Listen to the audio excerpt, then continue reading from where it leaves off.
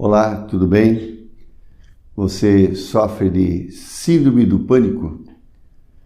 Você se sente prisioneiro do medo da próxima crise? Sabe, eu já tratei de centenas de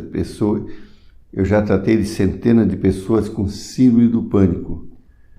E eu cheguei à conclusão de que as pessoas que têm síndrome do pânico são pessoas sensíveis, são pessoas inteligentes, são pessoas que esperam muito dos outros, se ofendem fácil e têm muita dificuldade de dizer não. Aí, por esse motivo, elas vão se estressando e de repente entram em pânico por nada. E essa história de entrar em pânico é bem interessante, porque a pessoa entra num colapso, que ela fica com medo de morrer por falta de ar, infarto, tem tremedeira, suor, e esta crise fica gravada no cérebro, se torna uma memória traumática. Aí a pessoa, depois que tem a primeira crise, ela não tem medo de ir trabalhar ou ir num banco. Ela tem medo de sair de casa e ter outra crise. A pessoa que tem síndrome do pânico, ela tem medo da morte, porque o drama que ela sentiu na primeira crise foi complicado. Eu já atendi pessoas que estavam há 22 anos indo no pronto-socorro todos os dias. E a coisa que eu tive que convencer essa pessoa é que ela não tinha nada fisicamente, ela não era uma doente, apenas tinha um cérebro com uma memória de pânico. Que a primeira crise pode acontecer sem um motivo. Eu tenho muitos relatos que a pessoa estava no apartamento, tranquila, e de repente começou a sentir um medo, entrou em crise e depois não saiu mais.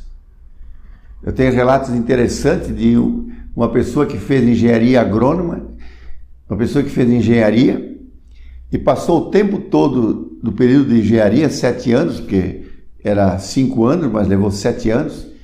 Ela me relatou que ela ficava na carteira, assim, da porta, para que se apertasse a crise, ela podia fugir.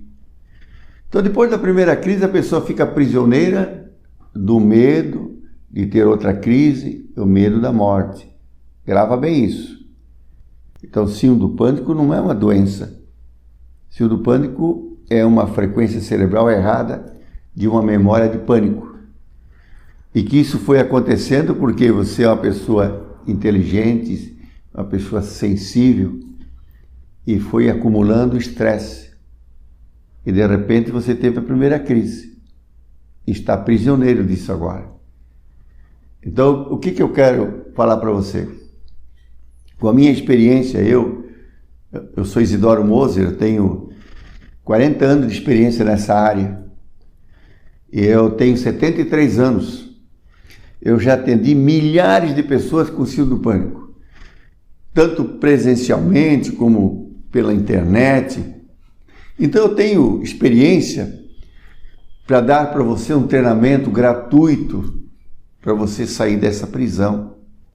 Porque você é uma pessoa especial, você é uma pessoa inteligente. Você tem que aceitar isso. Você não é uma pessoa coitada. Você se tornou uma pessoa prisioneira. Vou só repetir. Você não tem medo de ir no banco ou ir trabalhar ou dirigir. Você tem medo de quando você for dirigir ou no banco, você entre em crise de pânico como foi a primeira vez. Depois que você teve a primeira crise, você ficou prisioneiro. Você ficou prisioneiro do medo da próxima crise. Aonde é que você se sente bem? Atrás do computador ou perto de alguém de sua confiança. É terrível isso. Mas você não é um doente. Por isso o remédio não cura. Essa pessoa que chegou no meu consultório com 22 anos, estando em pânico, indo no pronto-socorro todos os dias, e nunca encontrou nada, então ela não é uma doente. O que ela já tomou de remédio, se fosse uma doença, já tinha sido curada. Então se cura o pânico treinando o cérebro. É o que eu vou fazer com você. Eu quero que você entenda, eu quero que você entenda que a solução para o seu pânico, para você voltar a ser uma pessoa normal, é um treinamento. É lógico que você tem que comer comida de boa qualidade, porque o cérebro precisa de comida. Você tem que tomar 2 litros de água para hidratar o cérebro. Você tem que dormir no mínimo 7 horas, porque você está com dificuldade de dormir. Isso é complicado, o seu cérebro fica fora. Então, quando você estiver dormindo profundo, tomando água, comendo direito e tendo condições de caminhar umas 3 vezes por semana, você vai mudar a sua vida. E depois que você mudar a sua vida para melhor, depois que você sair da crise de pânico, a sua vida vai ficar maravilhosa e você vai ser sucesso. Agora eu vou lhe ensinar como sair do pânico. Eu falei para você que o pânico é o cérebro na frequência de trauma da primeira crise, na frequência do medo da morte, certo? Então, quando você vai fazer alguma coisa que mexe com as suas inseguranças, você ativa a memória do pânico. Então, nós precisamos neutralizar isso aí. Então, a primeira coisa que você vai aprender é prender o ar, uma apneia de 1 minuto. Isso é importante. Você tem que aprender o ar para dar um up no cérebro, para poder mudar a frequência do cérebro. Aí você se coloca num lugar tranquilo, respira profundo, retenha o ar. Eu vou até cronometrar aqui para fazer para você já, tá? Vamos lá. Deixa eu chegar aqui num minuto. Deixa o cronômetro aqui. Respira profundo e retém o ar. Fecha os olhos. Eu sou uma pessoa inteligente, sou uma pessoa idealista, sou um sonhador.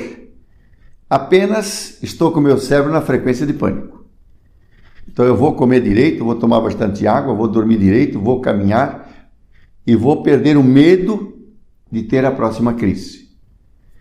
Eu vou estar 24 horas vigiando para que o meu cérebro não seja ativado naquela crise de morte, que é só isso que eu tenho.